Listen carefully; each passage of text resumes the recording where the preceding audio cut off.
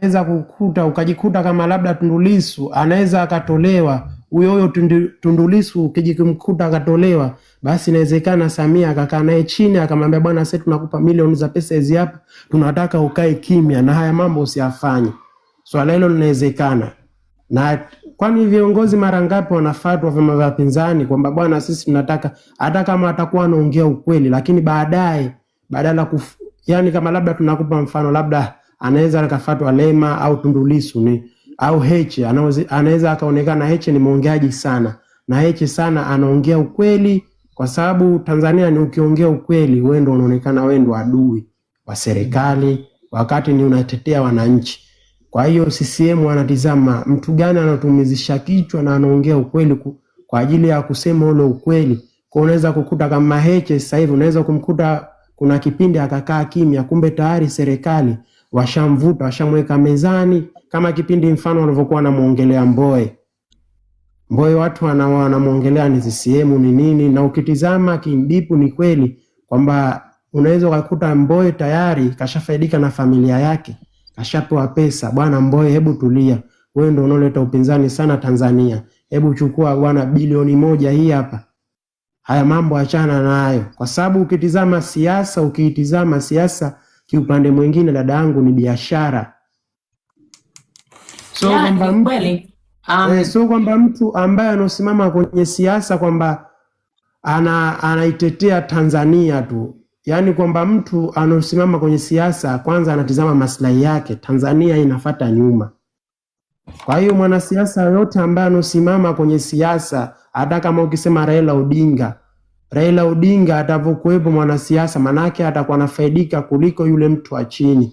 Au hata kama mwanasiasa ambaye akiwasiti wazalendo hapo kama Heche ashekuwa mbunge, atavokuwa mbunge Heche, manake kuna hatua fulani kafikia ambayo mwananchi wa kawaida ile hatua hawezi kuwa nayo, kwa sababu kuna maslahi fulani kashapata. Na ndio maana unaweza kumkuta mwanasiasa akanunuliwa, na ukaja kujikuta tu mbona mwanasiasa fulani sasa hivi kahama akaenda kwenye chama fulani, chama kile ambacho kilikuwa kinakandamiza, na baadaye akaje kuwa kile chama ambacho anachotoka akakandamiza. Ujue kama ndo siasa ni kitu ambacho ni mchezo. Alafu ndio maana wakasema siasa mchezo mchafu. Alafu kuna kitu kingine na nini, you have to pay really attention to this. Unajua swala la utekaji lilianza kipindi cha Magu. Yaani Samia ni aftermath. Mimi nakwambia ukweli. Yaani ukiuliza watu wengi ambao wanaofuatilia watakwambia, yani sema tu Samia kilichomcost ni kwamba alikuwa hana nguvu ya kuzuia. Hicho ndio kilichomcost. Magu alikuwa anafanya vitu vyake silent killer, yani alikuwa anafanya chini kwa chini. Jeshi la polisi limeanza kusujudia viongozi na kutumika kwa viongozi na watu wenye pesa kipindi cha Magu. Samia ni aftermath. Kilichomcost Samia, she was not strong enough to deal with these things. Aliachia vitu vikaendelea vikaescalate, na ndio maana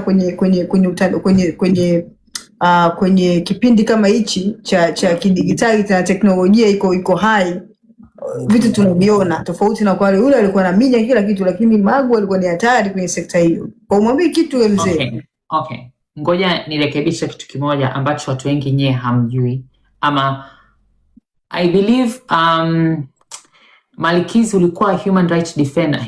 Charlotte Shogango, sikute tunakuacha nyuma, lakini pia jifunze na ya Tanzania. Nasikia niko kwa makini. Niko makini.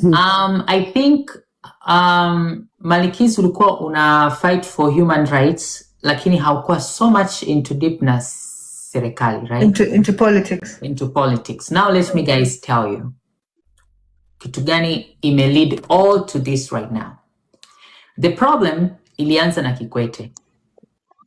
Kipindi enzi Kikwete, utekaji ulikuwepo. Kuna ripoti ya CIA Marekani ikizungumzia utekaji wa watu kwa sababu za kisiasa. The only time ya Kikwete hazikuwa zikiongelewa ni kwa sababu ukuaji wa utandawazi na social media ulikuwa mdogo for that time. Lakini Kikwete alikuwa ni mtekaji mzuri tu.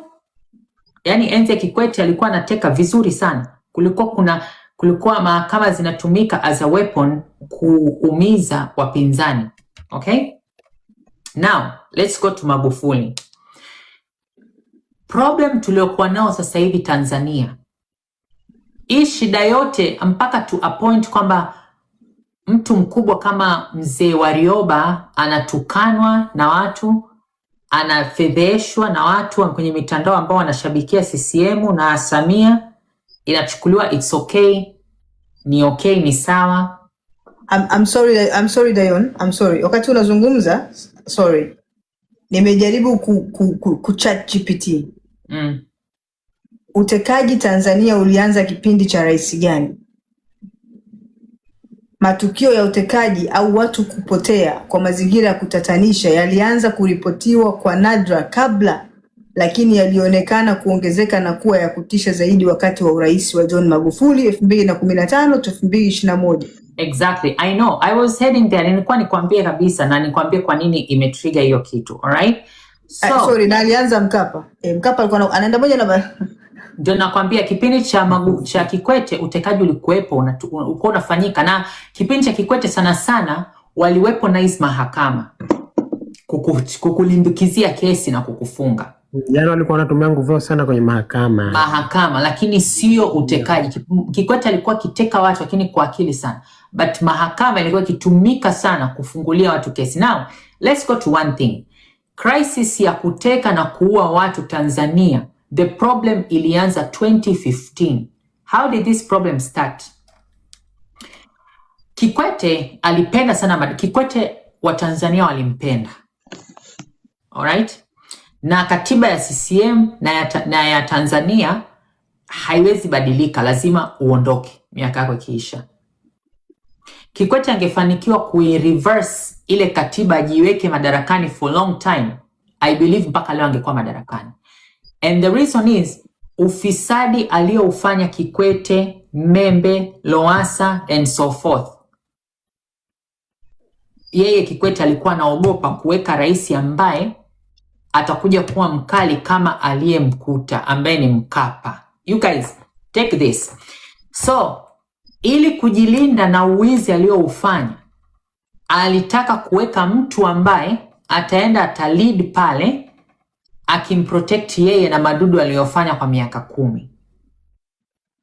And that's why wakati wanatafuta mgombea urais kupitia CCM alimsuggest Membe. Membe akapigwa chini kwa sababu Mkapa na Mwinyi waliona kwamba Tanzania inaenda kuingia kwenye deep depression ya kiuchumi. So ikabidi aweke mtu ambaye hata kuwa rafiki na yule aliyeondoka ambaye ni Kikwete. So akamweka Magufuli, and that was the wrong move. Kumbukeni, wakati kipindi cha Kikwete amejijengea uhusiano karibu na vyombo vya dola, kuanzia jeshi na usalama wa taifa na polisi. Hakuna raisi ameweka, yani hakuna raisi katika marais waliotangulia Tanzania mwenye ukaribu na vyombo vya dola kama Kikwete. Now amefanikiwa hicho kitu. Sasa anamweka nani awe raisi ili yeye aendelee kuwa safe na ufisadi aliofanya, alafu pia awe ni raisi behind ya raisi, yani yeye ndo anayeongoza, fanya hichi fanya kile. Membe akapigwa chini. Now option yake nyingine ni nani? He looked around, hana rafiki. Lowassa yuko Chadema. Move yake nyingine ilikuwa nani? Samia. Samia alikuwa ni mtu ambaye hana politic base kabisa ndani ya CCM wala nje ya CCM. Nobody knows her. Alikuwa ni waziri wa mambo ya muungano. Yani alikuwa ni mtu ambaye she was outside the picture. Hakuna mtu aliwahi mfikiria kama kuna siku moja mtu kama kwa wadhifa wa Samia for that time before awe makamu awe vice president, alikuwa anakuja kuwa vice president. Sasa Kikwete looked around kwa sababu yeye ndo alikuwa ni mwenyekiti anayestaafu kwa CCM that time, so alikuwa na a little bit of influence ya kumweka mtu as nani?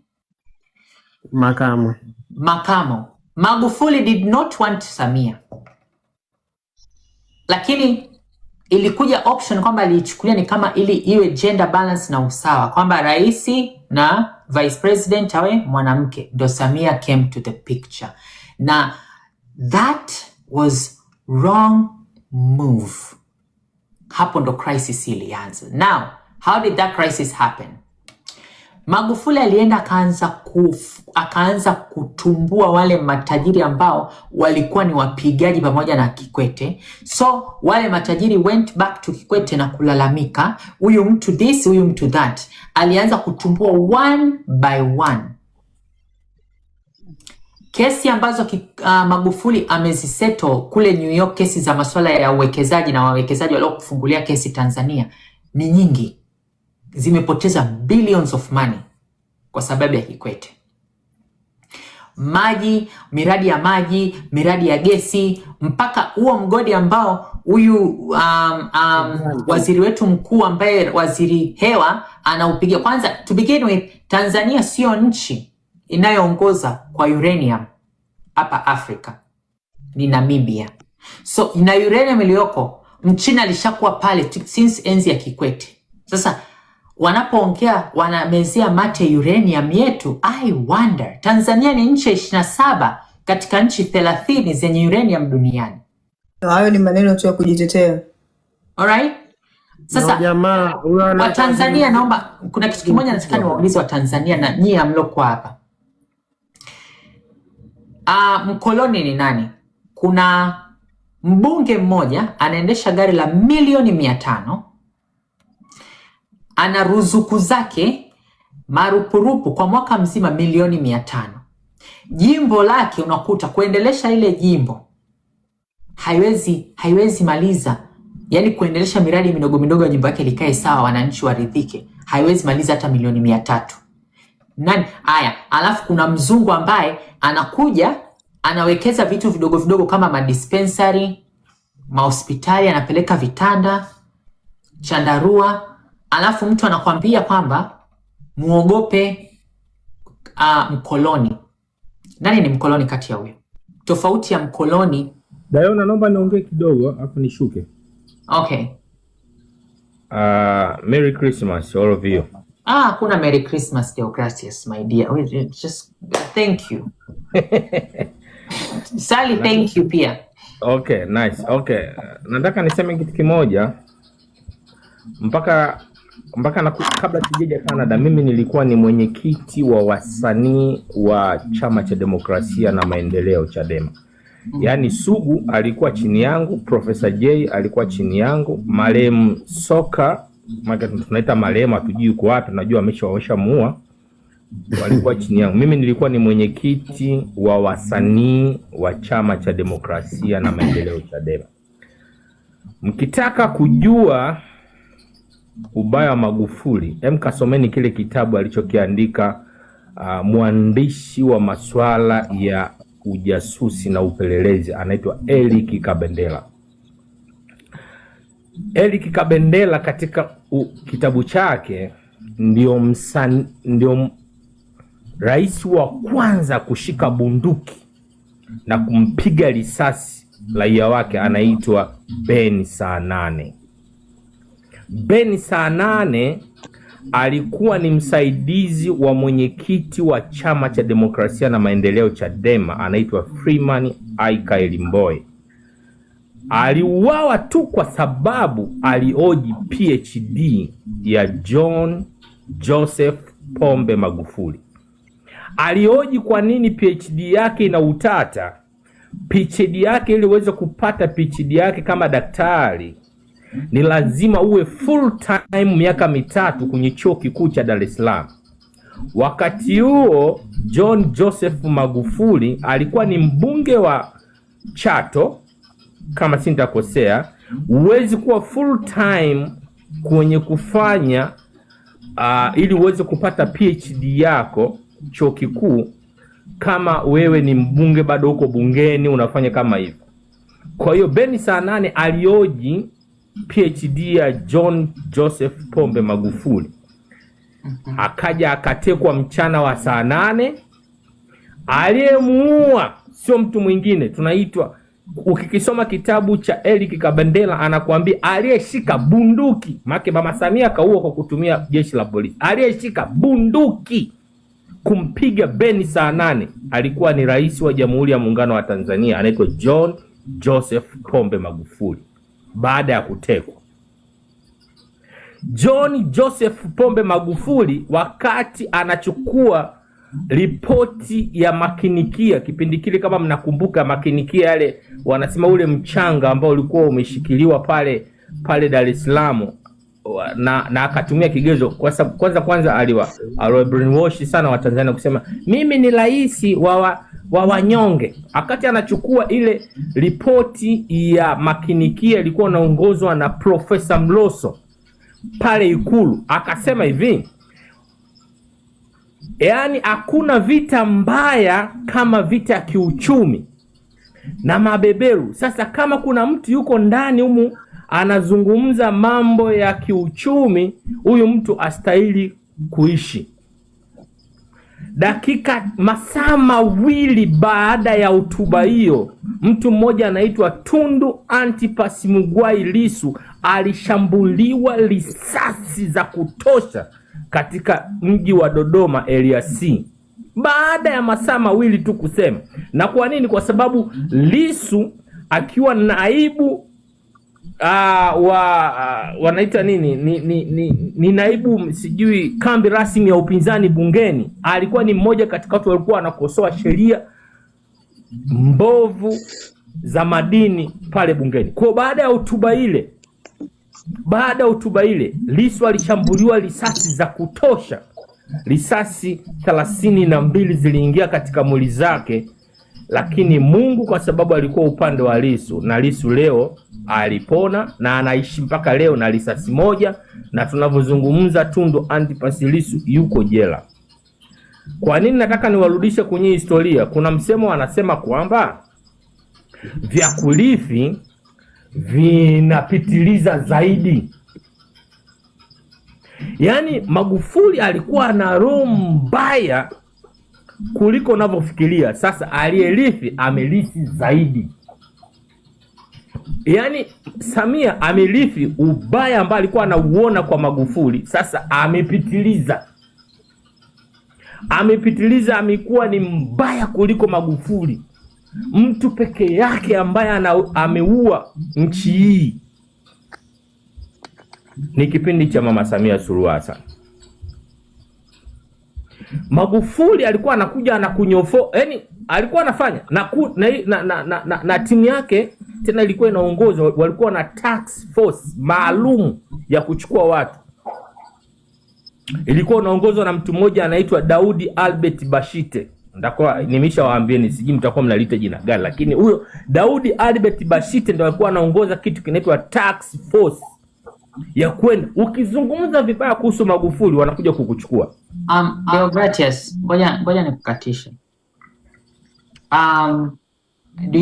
Unajua kwamba after Lissu kufanywa jaribio la kuuliwa, unajua Magufuli alibadilisha walinzi? Unatambua hilo? Unajua everything unachokisema. Ngoja nimalize alafu then utakuja kufanya conclusion baadaye. Nataka nimalize. Tuna vitu vya kusaidia hapo nyumbani. Vinginevyo Diona tutarudi Tanzania, kwa sababu watu wanasema ukirudi tu segelea au rest in peace. Kwa tuna mchango mkubwa wa kulisaidia taifa letu la Tanzania kama diaspora. What I'm saying kwamba tukubaliane. Kwa mfano mimi nimeangalia vijana wa Gen Z sasa hivi wote wako sawa, lakini hawaaminiani, hakuna mtu anamwamini mwenzake. Na ndio maana hata kwenye maandamano yanafanyika, hakuna mtu wanasema nani ataanzisha, nani atamvisha nani paka kengele. Diaspora sisi tuko huko, tunajuana. Okay, naomba kwanza before ushuke Deogratias, ngoja nikwambie kitu kimoja. Katika watu ambao nilikuwa na dig deep sana, kwa nini kuna hate kwa Magufuli? Deogratias, tunasahau kitu kimoja kinaitwa deep state, ambayo ilianza rasmi alipoingia Magufuli madarakani. Na hii deep state ilikuwa Samia alikuwa kiongoza pasipo kujua anaongoza kikundi cha wahalifu. Samia alikuwa ni mtu wa kutoa siri za Magufuli na step zake kwa Kikwete. Kuna kitu kimoja kinaitwa CCM mtandao. Okay. Hawa CCM mtandao walikuwa wanafanya kazi kubwa. Ndio maana leo, ndio nikatoa mfano, ndio maana leo unaona mzee Warioba anapakwa tope vibaya mno na wakina Lady Njaa, wakina Ladybug.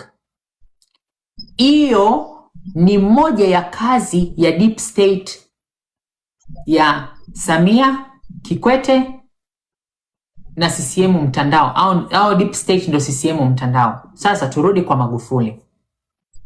Walikuja na conspiracy moja kwamba Magufuli anataka kubadilisha katiba ili ajipatie miaka 7 zaidi. Okay? In reality Magufuli hakuwa anataka kuendelea kuwa rais baada ya 2025. Yani angekuwa mpaka sasa hivi Magufuli alikuwa hana muda wa kuendelea pale. Lakini kiukweli Magufuli alikuwa anakuja kutuletea kiongozi ambaye anaenda kuua deep state ile CCM mtandao completely. Ipo hivi. Wakati Lissu Tundu Lissu anashambuliwa, Magufuli alikuwa ni rais mwenye ambaye ana wasiwasi na maisha yake yeye mwenyewe. That's why akabadilisha the team yote. Angalieni kuanzia 2015, alafu angalieni alivyokuja kuomba tena uchaguzi 2020. Alikuja akabadilisha timu ya kumlinda. Ile ilikuwa ni message sent kwamba yeye Magufuli alikuwa anashindana na deep state, alafu tena huku kuna upinzani. So wale deep state walikuwa wana go after upinzani, alafu wanarudi nyuma, wanatengeneza watu wa kwenda kumpa wanaharakati maneno na vitu vinavyofanana. And trust me, which it hurts me, kwamba wanaharakati hawakubali kwamba at some point walimpaka Magufuli ubaya, Magufuli asiokuwa nao. Hamna mtu anajua Ben Saanane yuko wapi. Hicho kitabu alichokiandika anafaa atoe facts zikuwe checked kwamba ulimuona Magufuli akimshoot huyo mtu. Magufuli alikuwa ni rais anapakwa tope. Attempt 3 za sumu zimefanywa kwa Magufuli. Hizi 3. And the last time amemwambia Mkapa, angalieni chemistry between Kikwete na Magufuli how it was. Angalieni mkutano uliofanyika wa CCM na Kikwete na huyu Samia uliofanyika mwaka huu. Angalieni speech za Kikwete. Wachawi wamekufa ni wakina nani? Magufuli, Mwinyi, Mkapa. Hao ndio watu walikuwa hawaitaki ile deep state ya Kikwete. Na Mange ametumika big time. Ngoja nikupe mfano. Kama Makonda alikuwa, Daudi Bashite alikuwa anafanya kazi za uhalifu za Magufuli, and the same Magufuli aliomba vijumbe wasimchague wewe mbunge, alikuwa amemaliza habari ya Makonda. Yani Magufuli asingekuwa amekufa, Makonda leo angekuwa ni raia kama sisi. Yani Magufuli asingefariki leo, Makonda alikuwa raia. Ndio maana mimi nilishtuka sana wakati Magufuli anafariki, dada Mange anamposti Samia akiona kwamba ndio ameweka Mungu pale, but I sense the problem. Na nilimwambia alipokuja hapa, nilimwambia sister, I know you love Samia sawa, lakini ngoja nikwambie kitu, this woman is worse. Let's give him time. Okay? Diona. Wait, Deogratias, ngoja nikwambie. Ngojea. Everything unazoona, Diona, kumtetea Magufuli unahitaji kuwa na level ya PhD ya Harvard University Marekani. Kumtetea Magufuli unahitaji kuwa na level ya PhD ya Harvard Marekani. Magufuli ndio rais ambaye amepoteza watu wengi in levels. Azori Gwanda, sijui nani. It's so much pain. Diona, kumtetea Magufuli unahitaji kuwa na level ya PhD ya Harvard University Marekani. Asante sana, Mungu awabariki na shuka. Deogratias anamchukia Magufuli jamani. I wish you guys know the truth about hiki tunawaambia deep state. I wish muelewe. Kwanza, Samia amefanya uovu mkubwa sana kuliko kipindi cha Magufuli. Uovu wa Samia aliyoufanya kuanzia 2024 mpaka sasa hivi. Samia at least kipindi cha Magufuli he was going for only wale wapinzani. Samia anaenda mpaka kwa raia ambao hawampendi. Our deep state, our CCM mtandao, they are going for watu ambao ni raia wa kawaida, hawana wadhifa wote, hawako kwenye chama chochote. So, yani wewe ukisema tu mimi ni kwa moja. CCM mtandao ni it's a cult ambayo imekuwa created na Kikwete, si ndio? Kwa hiyo ndio ana run show. Yes. Sasa walikuwa hawamtaki Magu kwa sababu alikuwa run by their play, si ndio? The whole thing Malikizi ni kwamba wakati wa Kikwete ufisadi uliokuwa unafanyika wakati wake ulikuwa ni mkubwa for that time, lakini akaingia mtu anaitwa Samia Nywinywi akafanya ufisadi funga kazi ambao in any way, yani afe kipa afe beki asiingie mtu yoyote. Swali langu linakuja wapi? So awali walikuwa hawamtaki yule kwa sababu yule alikuwa acheze michezo yao. Yule alikuwa na michezo yake moja tofauti. Na ndio maana alipoingia Lina akapindua kila mtu akaika watu wake ambao yeye anawaamini. Great. Sasa wakamwona kwamba huyu hachezi michezo yao, wakaamua kumtoa, wakamtia sumu akafa. Ndio rais wa kwanza ambaye amekufa akiwa madarakani Tanzania. Ina maana wengine wote ambao wametoka salama ni watu ambao walikuwa wanacheza katika mifumo hiyo hiyo. Okay, ngoja nicheze kitu kimoja. Nataka nje kwenye swali langu nikuulize. Sasa kuna story zilikuwa zinasemekana kwamba nani huyu wakina Kikwete walikuwa wanamtaka Membe, sio ndo akae, sio Membe, sio Majaliwa, sio nani, walikuwa wanamtaka mtu ambaye hakutaka Samia aendelee. Kuna mtu mwingine alikuwa anataka akae pale, si ndio? Baada ya Magu kufariki walikuwa wanataka kumtangaza mtu mwingine. Nitaiongea hiyo conspiracy kwa upana, alafu watu wataielewa ilikuwaje. Sasa watu wakawa wanasema kwamba yule jeshi sijui nani mkuu yule au sio ambaye nani wanaita nani Mambe sio nani Bernard Mkunda sio amna kuwa Mkunda kipindi hicho alikuwa mwingine akasema hapana Mabeyo akaambiwa kwamba aende wampe Kassim Majaliwa sijui ndio Bernard Membe sijui ni nani. Baada ya hapo kuna mtu alikuwa hawataki Samia akae, alikuwa anataka kumweka mtu wao.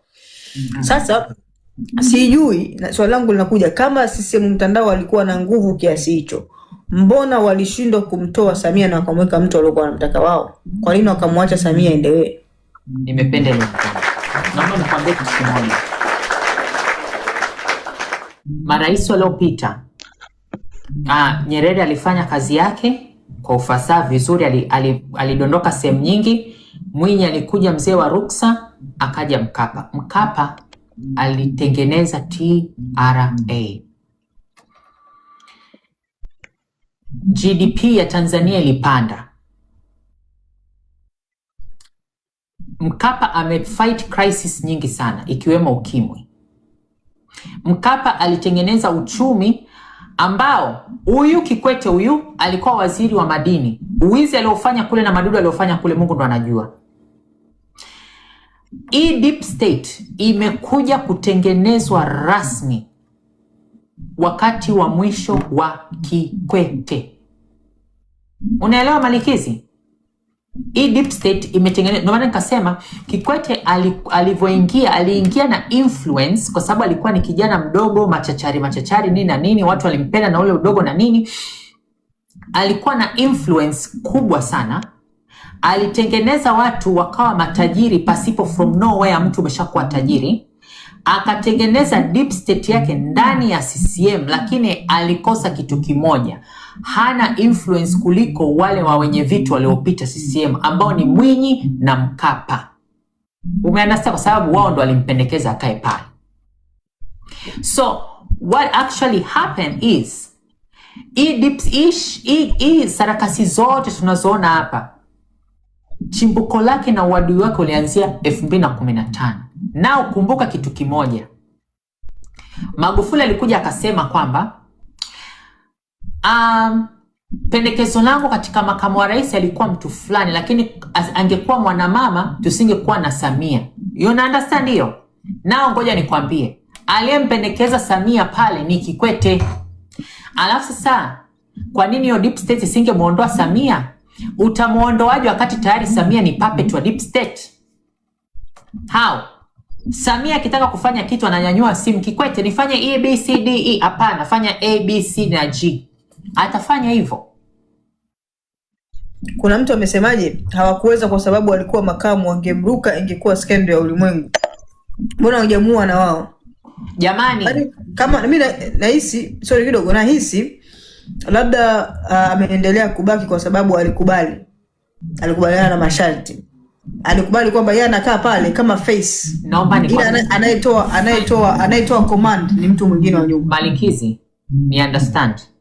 Samia alikuwa apinduliwe wakati Magufuli amefariki. Kilichomfanya akakaa pale ni katiba na hiyo deep state ya Kikwete. Right? Lakini Samia angekuwa ni ule upande wa Magufuli, tusingekuwa na Samia right now. Tusingekuwa naye kwa sababu kulikuwa kumeshatengenezwa mikakati ya kumpindua yule mama asiwe rais. Sasa kwa nini kwenye uchaguzi wa kumweka mtu mwingine ashinde? Kwa nini kashinda yeye? Nao ngoja nikwambie.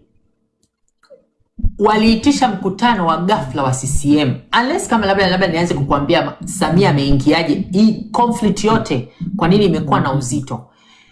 Samia alikuwa asipite kugombania uraisi CCM. Yaani alikuwa habari yake ilikuwa ishe mwaka huu. CCM angeweka mtu mwingine ambaye kwa CCM wenyewe walikuwa wameplan, inasadikika walikuwa wameplan wamweke Januari Makamba. Lakini kwa kawaida kwa CCM katiba yao ni kwamba rais aliyetoka akiwa Mkristo anayefuata lazima awe Muislamu, right? So alikuwa waende wa vote wamweke mtu wao anaomjua wao. You understand? Now Kikwete akaita mkutano wa CCM wa ghafla. Umeelewa? Kwenye ule mkutano wa CCM watu wakaenda. Wao wakadhani kwamba wanaenda kuchagua mtu anaenda kuwawakilisha kugombania urais kwa kupitia CCM. Umeelewa?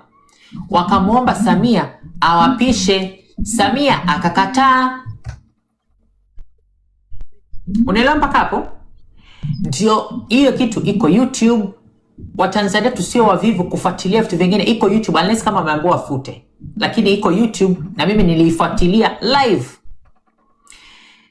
Kikwete alichokifanya pale, crisis ilianza pale. Ndio maana unaona Gen Z wengi waliompinga Samia, wengi wao wengine ni ma-CCM, kwa sababu walikuwa wanataka Samia akimaliza muda wake ule miaka 5 kama anataka kugombania akanadi sera zake ndani ya Chama cha Mapinduzi, uvijumbe wafanye mkataba, wafanye uchaguzi, wamchague kama ni anaenda kuwakilisha mani. Kikwete akaja na speech, Samia mwenyewe aliogopa, alisema acha nimpe mwenyekiti mstaafu aendelee kuongoza kama ndo maamuzi yenu hayo.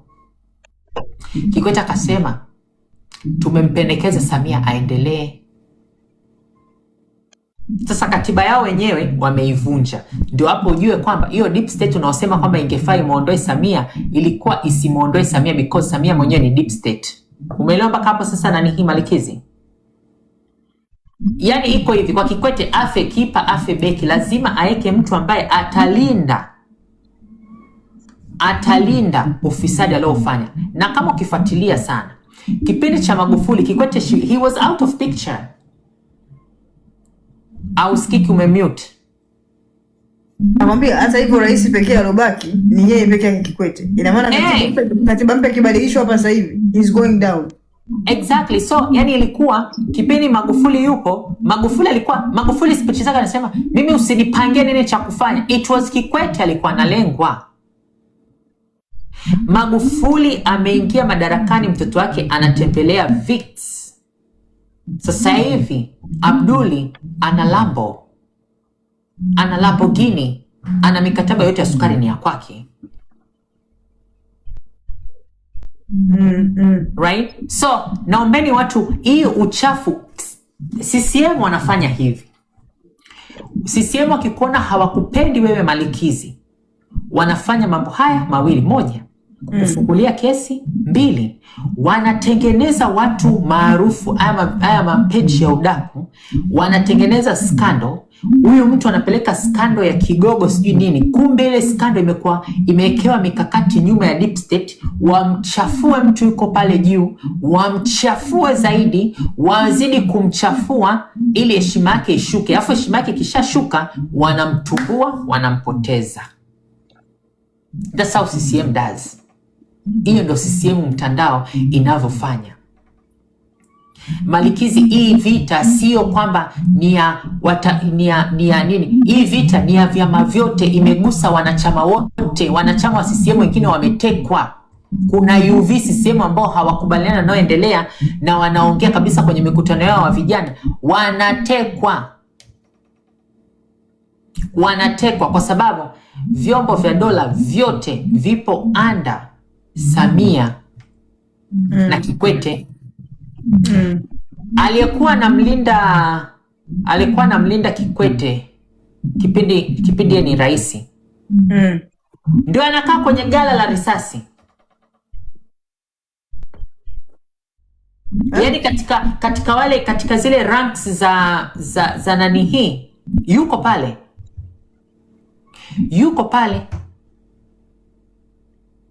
Wewe jiulize hivi, kwa nini after Magufuli amefariki Rostam ndo ameingia rasmi na uwizi wote anaofanya na mikataba mibovu? Kwani mkataba wa DP World hakuletewa Magufuli? Aliletewa, aliukataa kwa sababu mkataba ulikuwa ni mbovu, na aliwaelezea Watanzania, huu mkataba unaniambia kwanza ni wa miaka 30, cha kwanza. Cha pili unasema ni ikiendelesha bandari ile, usiendeleshe bandari nyingine yoyote, ni ile ile ibaki.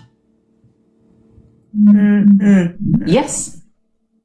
Akasema ni mkataba mbovu wa kinyonyaji na Watanzania hawatanufaika nao. Ukija makaa ya mawe pale, Rostam anachokifanya pale sasa hivi, Magufuli akikiona atajuta kukubali kuchaguliwa Samia. Trust me. Akiona madudu yanofanyika kwenye masuala ya madini, alienda kusumbua Masai kule ni nani kama sio Samia? Kwani Magufuli alikuwa waoni? Samia ameingia ameenda kusumbua wa Masai. Samia ameingia amemrudisha Makonda. Samia ameingia amemtoa Sabaya. Samia ameingia ametoa nani? Yani anafanya exactly. Yani anaenda kutoa watu wote wale wa deep state, amewarudisha kwenye system. Wote, ikiwemo Angela Kiziga, ikiwemo Rostam, wote wale waizi wamerudi back into system. Magufuli alitengeneza Tanzania iwe ni ngumu kufanya ufisadi, Malikizi, na ndio hapo watu walimchukia na deep state ilimchukia, kwa sababu the next thing ni kwamba Kikwete alikuwa anakuwa anabanwa katika miradi yake. Ngoja nikupe, kuna kaka mmoja aliongelea mradi wa nyumba uko pale Kigamboni. NSSF imeweka pale pesa, billions of money zimewekwa pale. Ule mradi ulikuwa nasadikika ni wa Rostam sijui na nani na Kikwete yuko pale. Kuna mradi wa Kigamboni, nyumba zile za NSSF na nini. Hebu mtu aje aziongelea hapa hizo nyumba. Ule mradi ulikuwa ni mradi wa kifisadi. Wamechukua mkopo Banki ya Dunia trillions. Mradi umekufa, ni magofu. Yale manyumba pale ni magofu as we speak. Magufuli amekufa, nyumba zile ni magofu. Alafu Malikizi ndo nasema kwamba if you check into this, yani fight yetu ni kubwa sana.